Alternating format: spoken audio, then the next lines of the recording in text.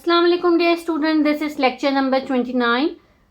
Last lecture में हम लोगों ने 4.5 न्यूमेरिकल एंड 4.8 न्यूमेरिकल किया था और इस चैप्टर का हमारे पास लास्ट के दो न्यूमेरिकल्स रिमेनिंग थे जो कि आज हम लोग कंप्लीट कर लेंगे। तो चैप्टर 4 आप लोग का इंशाल्लाह आज कंप्लीट हो जाएगा और फिर नेक्स्ट लेक्चर में हम लोग अपना न्यू चैप्टर स्टार्ट करेंगे। 4.6 न्यूमेरिकल हम लोग स्टार्ट करने जा रहे हैं। 4.6 न्यूमेरिकल आप लोग के पास बुक के पेज नंबर 69 के ऊपर गिवन है। An empty truck weight 4000 newton. एक एम्प्टी ट्रक है जिसका वेट कितना है 4000 newton. Its engine can produce a maximum acceleration of 1 metre per second square. Empty truck है, उसका वेट कितना गिवन है 4000 न्यूटन गिवन है। इसका इंजन जो है वो प्रोड्यूस कर सकता है एक्सीलरेशन मैक्सिमम कितनी हो सकती है 1 metre per second square. If the truck is loaded with 2000 Newton, अगर हम उस ट्रक को लोड कर दें 2000 न्यूटन और उसमें ऐड कर दिया जाएगा, यानी अगर ट्रक लोडेड है 4000 न्यूटन उसका अपना वेट था, सही है, और उसके अंदर हमने 2000 न्यूटन का लोड ऐड कर दिया। Find the maximum acceleration the engine can produce. तो हमें क्या फाइंड आउट करनी है, मैक्सिमम एक्सीलरेशन फाइंड आउट करनी है जो कि इंजन प्रोड्यूस कर सकता है। तो उसके लिए सबसे पहले हम लोग डेटा बना लेते हैं। अब हम डेटा बनाना स्टार्ट कर देते हैं। ठीक है, जो जो चीज़ें नोन हैं वो पहले लिख लेंगे। सबसे पहले मुझे बताएं क्या चीज़ नोन है। Wait of the truck known है, कितना है 4000 न्यूटन। तो हम लिखेंगे वेट ऑफ द ट्रक कितना है W1 4000 न्यूटन। फिर सही है, वेट ऑफ द ट्रक कितना था W1 था। अच्छा, ये ट्रक का वेट कौन सा था, अनलोडेड ट्रक का वेट था। ठीक है, अभी हमने ट्रक को लोड नहीं किया हुआ है, ये सिर्फ और सिर्फ क्या है एम्प्टी ट्रक का वेट है। तो हम लिख लेते हैं यहाँ पर wait of the empty truck कर देते हैं इसको। ठीक है, आपकी बुक में एम्प्टी ट्रक लिखा हुआ है ना, तो हम इसमें एम्प्टी ट्रक करते हैं। यहाँ पे आप ऐड कर दें एम्प्टी का वर्ड। अच्छा, acceleration of the empty truck कितनी है, एक्सीलरेशन ऑफ द एम्प्टी, ये सब एक लाइन में आना चाहिए। मेरे पास स्पेस नहीं है इसलिए मैं इधर लिख रही हूँ। A1 हो जाएगी, कितनी है 1 मीटर पर सेकेंड स्क्वायर। ठीक है, थर्ड चीज हमें क्या चीज गिवन है, हमें लोड बताया गया है कि कितना लोड अब एम्प्टी ट्रक के अंदर हमने ऐड किया है। तो कितना लोड हमने ऐड किया है 2000 न्यूटन का लोड ऐड करेंगे। तो हम क्या लिखेंगे, load added, load added to the truck कितना है W2 is equal to 2000 Newton. ठीक है, और हमें क्या चीज फाइंड आउट करनी है आखिर में, हमें फाइंड आउट करना है maximum acceleration the engine can produce, यानी मैक्सिमम एक्सीलरेशन ट्रक लोड होने के बाद कितनी वो प्रोड्यूस कर सकता है। If the truck is loaded with 2000 Newton find the maximum acceleration the truck can produce. तो हम acceleration of the loaded truck A2 हो गई है जो कि हमें फाइंड आउट करना है। तो हम लिखेंगे acceleration of the loaded truck is equal to A2 जो कि हमें फाइंड आउट करना है। ठीक है क्लास, यहाँ तक किसी को कोई मसला, सब लोग को अपना डेटा समझ आ गया इस क्वेश्चन का। क्या क्या चीज़ें गिवन थी, wait of the truck, empty truck given था जो कि 4000 न्यूटन था, उसको हमने W1 बोल दिया। Acceleration of the empty truck था जिसको हमने A1 बोल दिया, ये था 1 metre per second square. Load जो हमने ऐड किया है ट्रक में वो कितना ऐड किया है 2000 न्यूटन, और acceleration of the loaded truck कितनी है वो हमें फाइंड आउट करनी है। अब हम अपना सोल्यूशन से स्टार्ट कर देते हैं। ठीक है, सोल्यूशन स्टार्ट करते हैं।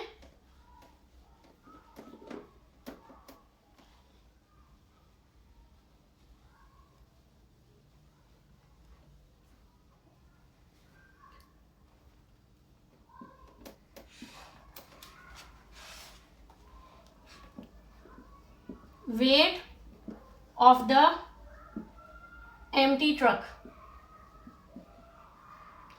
कितना है 4000 न्यूटन, यही है। Since W is equals to है mg, m अगर मुझे फाइंड आउट करना है तो मैं क्या करूँगी W अपॉन g। W कितना है 4000 था, डिवाइडेड बाय 10 कर दूँ, कितनी आ गया 400 kg। ये मुझे आ गया, फाइंड आउट हो गया m1। इधर आप लोग लिख सकते हैं weight of the empty truck को मैंने W1 लिया था ना, तो मैं यहाँ पर भी W1 is equals to 4000 Newton लिख सकती थी। ठीक है, W1 और ये M1 फाइंड आउट हो गया। M1 कितना आ गया 400 kg हो गया।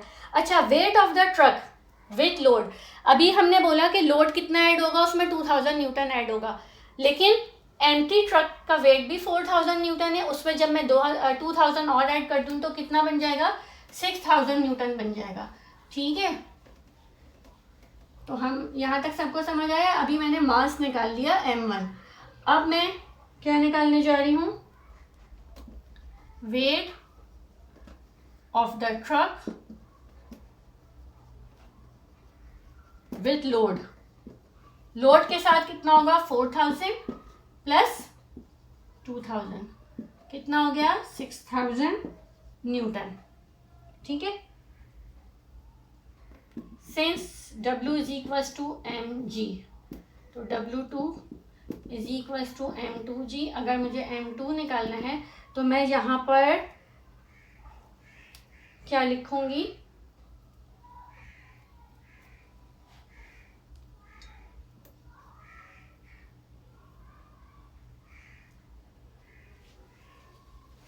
इसको मैं W3 का नाम दे रही हूँ।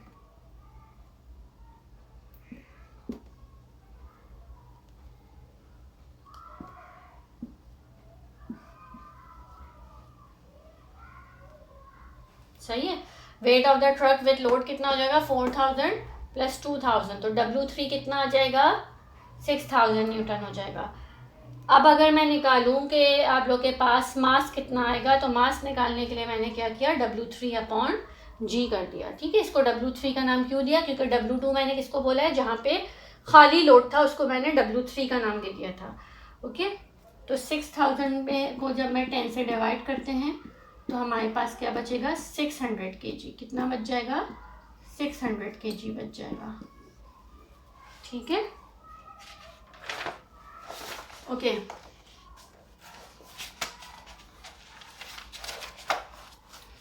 अब हम क्या करेंगे इसके बाद, अब हमारे पास है, हमें निकालना तो एक्सेलरेशन था, लेकिन हमने पहले क्या निकाल लिया, मास निकाल लिया। उसकी वजह ये थी कि हमारे पास जो W पता था, यानी जो हमें वेट पता था, वेट से डायरेक्ट एक्सेलरेशन ऐसे नहीं निकल सकती थी, हमें उसके लिए मास पता होना चाहिए था। जब हमें मास पता चल गया, किसका मास पता चल गया, वेट ऑफ द ट्रक का पता चल गया, जब वो विदाउट लोड था यानी एम्प्टी ट्रक का। और फिर उसके बाद जो है वो मास किसका पता चल गया, जब वो लोड के साथ था। ठीक है, इसमें किसी को कोई मसला। अब मैं निकालूंगी एक्सेलरेशन, मुझे पता है विदाउट लोड की एक्सेलरेशन कितनी थी, जो हमारे पास थी 1 मीटर पर सेकेंड स्क्वायर। जब हम सब्स्टिट्यूट करेंगे F is equals to M A वाले में, तो मुझे F पता चल जाएगा। ठीक है, जब ये पता चल जाएगा तो फोर्स ऑन लोडेड ट्रक भी हम फाइंड आउट कर सकेंगे। तो force on unloaded truck find out करने जा रहे हैं।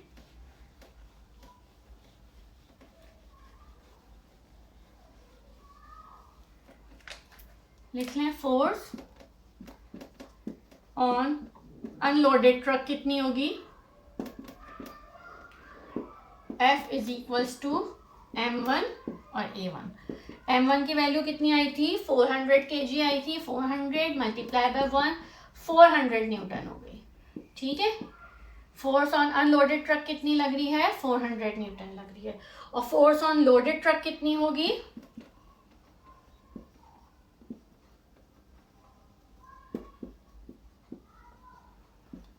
F is equals to M2 A2। M2 हम फाइंड आउट कर चुके हैं, F हमें पता चल गया है, और A2 हमारे पास ये है जो कि हमें फाइंड आउट करना है। ठीक है, यहाँ तक किसी को कोई मसला। यहाँ हम सब्स्टिट्यूट करें 400, इसकी जगह पे हम सब्स्टिट्यूट करें 600, और A2 एज इट इज रहेगा, तो 400 अपॉन 600 हो जाएगा। सही है, ये हो गया A2, तो A2 की वैल्यू कितनी आ जाएगी आपके पास 0.66 मीटर पर सेकेंड स्क्वायर। ये एक्सेलरेशन हो गई है किसकी, लोडेड ट्रक की। लोडेड ट्रक की एक्सेलरेशन क्या आ जाएगी 0.66 मीटर पर सेकेंड स्क्वायर। ठीक है क्लास, समझ आ गया वाला न्यूमेरिकल। ओके, अब हम क्या करने जा रहे हैं, अब हम लास्ट न्यूमेरिकल करते हैं जो कि है 4.7 numerical.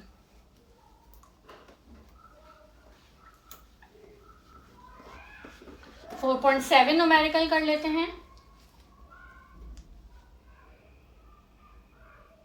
Okay, next numerical is 4.7 numerical, जिसके अंदर आपके पास है two bodies A and B are attached to the end of a string which passes over a pulley so that they hang vertically.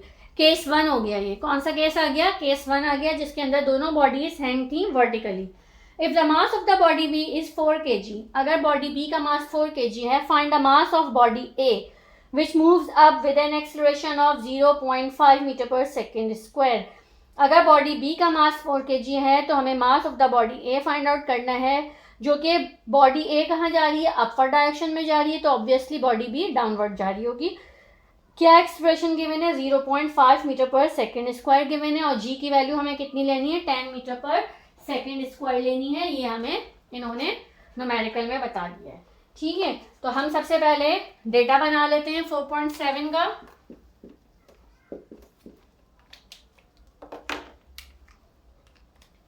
Data देख लेते हैं। मास गिवन है 4 kg, ठीक है। एक्सेलरेशन कितनी गिवन है, सेम होती है एक्सेलरेशन, तो 0.5 मीटर पर सेकेंड स्क्वायर। जी की वैल्यू गिवन है 10 मीटर पर सेकेंड स्क्वायर, और m2 हमें फाइंड आउट करना है। सॉल्यूशन फॉर्मूला आप लोग यूज करें, कौन सा वाला देखेंगे, केस 1 निकालें अपनी अपनी बुक्स में, और उसमें देखें केस 1 के लिए जब एक्सेलरेशन फाइंड आउट करने वाला फॉर्मूला था तो वो क्या था, a is equals to m1 minus m2 upon m1 plus m2। ठीक है, यहां तक किसी को कोई मसला। ये फॉर्मूला देख लें, सब्स्टिट्यूट करें वैल्यू, और फिर उसके बाद हम m2 की वैल्यू आराम से निकाल सकते हैं। बाय सब्स्टिट्यूटिंग वैल्यूज लिख लीजिएगा यहाँ पर, सही है। और मैं इरेज कर रही हूँ। ये डेटा आप लोगों को समझ आ गया, बहुत इजी सा न्यूमेरिकल है, चीज़ें सब गिवन ही है, और जस्ट फार्मूला पुट करना है और फिर उसके बाद आंसर निकालना है। ठीक है, ये फार्मूला है, इसी के अंदर मैं वैल्यूज़ को सब्स्टिट्यूट करने जा रही हूँ। एक्सेस 4.7 न्यूमेरिकल था ये, सब्स्टिट्यूट किया। a की वैल्यू 0.5 गिवन थी, m1 की वैल्यू 4 गिवन थी, m2 फाइंड आउट करना है, 4 प्लस m2 कर दिया, और ये 10 है यहाँ पर। g की वैल्यू कितनी है 10 है। ये 4 प्लस m2 डिनोमिनेटर में इसके साथ जाएगा तो मल्टीप्लाई हो जाएगा, 0.5 4 प्लस m2 हो जाएगा, और ये 4 माइनस m2 इंटू 10 हो जाएगा। 0.5 को 4 से मल्टीप्लाई करें 2 आ जाएगा, और 0.5 m2 हो जाएगा। ठीक है, 4 को 10 से मल्टीप्लाई करें 40, और 10 m2 हो जाएगा। ये और ये दोनों सेम है, m2 और m2 है, इनको इधर ले आते हैं और इसको इधर ले जाते हैं, तो ये हो जाएगा 10 m2 प्लस 0.5 m2, 40 माइनस 2, तो ये 10.5 m2 हो जाएगा, और ये हो जाएगा 38। m2 फाइंड आउट करना है, तो 38 अपॉन 10.5, तो m बॉडी 2 का यानी कि बॉडी A का हम मास फाइंड आउट करने जा रहे हैं ना, तो हमारे पास कितना आ गया 3.61 kg। सही है, कितना आ गया हमारे पास, बॉडी A का मास हमारे पास आ गया 3.61 kg। ओके क्लास, यहाँ तक किसी को कोई मसला। ठीक है, ओके, ये आप लोगों के पास हम लोगों ने क्वेश्चन सॉल्व कर लिया है। होपफुली सब लोगों को समझ आ गया होगा। अगर कोई भी मसला हो, नहीं समझ आए, तो फिर आप लोग मुझसे पूछ लीजिएगा, और ये सारा काम अपने रजिस्टर्स में ज़रूर कर लीजिएगा। Thank you.